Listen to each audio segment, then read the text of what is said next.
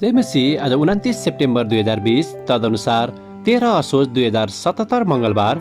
आज हामी माथिल्लो कोठाबाट हेर्नेछौँ। आजको शीर्षक छ एउटा पवित्र विश्राम। आज हामी परमेश्वरको वचन लुका 5को 12देखि 16सम्म पाठ गर्नेछौँ।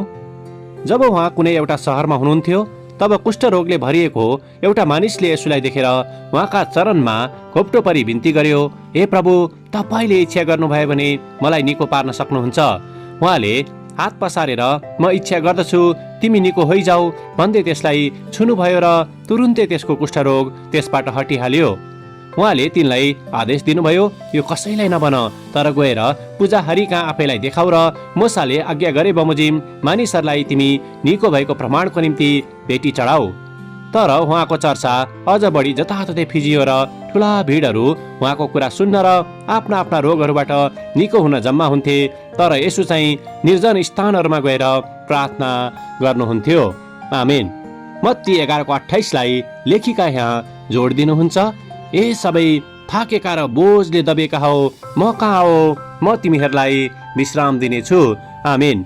लेखिका आफ्नो अनुभवलाई यहाँ यसरी वर्णन गर्नुहुन्छ, जब मेरा छोराछोरीहरू साना थिए तब मैले उनीहरूलाई घरमै पढ्ने व्यवस्था मिलाएको थिएँ। त्यसैले दिउँसोको खाना खाने समय मेरो निम्ति केही बेर खाली समय हुने गर्दथ्यो। त्यो समय मैले सबैजनालाई खानाको निम्ति आमन्त्रित गर्दथेँ र हामी एकअर्काको हात समाएर प्रार्थना गर्ने गर्दथ्यौँ। तर कहिलेकाहीँ प्रार्थना गर्न शिर झुकाएको अवस्थामा मेरो ध्यान भने खाना छिटो खाएर भाँडाहरू सकेसम्म छिटो माझेर भ्याउन सकूँ, साथै दिउँसोको कक्षाको तयारी गर्न सकूँ र बेलुकाको खाना पनि तयारी गर्न सकूँ भन्ने कुराहरूतिर मोडिन जान्थ्यो। यस्तै एउटा व्यस्त र विशेष दिनमा जब म खाना अघि त्यसरी प्रार्थना गर्न लागेकी थिएँ तब मैले लामो श्वास लिएर आफ्नो शरीरलाई हल्का गरेर दिमागलाई खाली गर्ने कोसिस गरेँ। यसैबीच मैले आफ्नो हृदयलाई खानेकुराको निम्ति, छोराछोरीको निम्ति र मेरो जीवनमा भएका सबै असल कुराहरूको निम्ति परमेश्वरलाई हृदयदेखि नै धन्यवाद चढाउने कोसिस गरेँ। उक्त समय मेरो निम्ति एउटा पवित्र विश्राम सरह भएको र परमेश्वरको प्रावधानहरूमाथि भरोसा गर्ने एउटा अवसरको रूपमा रहेको कुरालाई मैले मनन गर्न सकेकी थिएँ।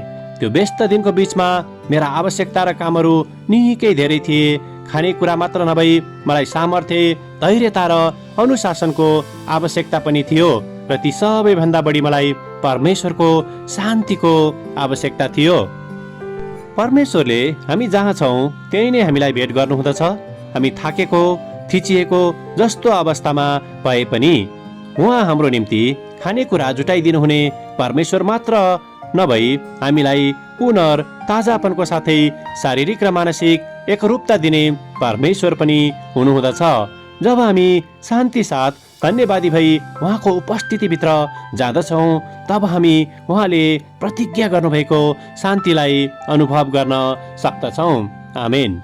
आजको विचार, दिनको कुनै पनि समयमा म परमेश्वरको उपस्थितिमा जान सक्दछु।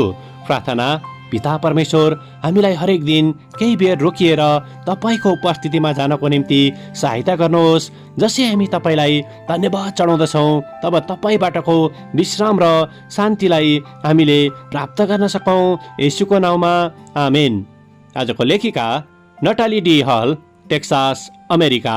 आजको प्रार्थनाको विषय साना बालबालिकाहरू भएका अभिभावकहरूका निम्ति।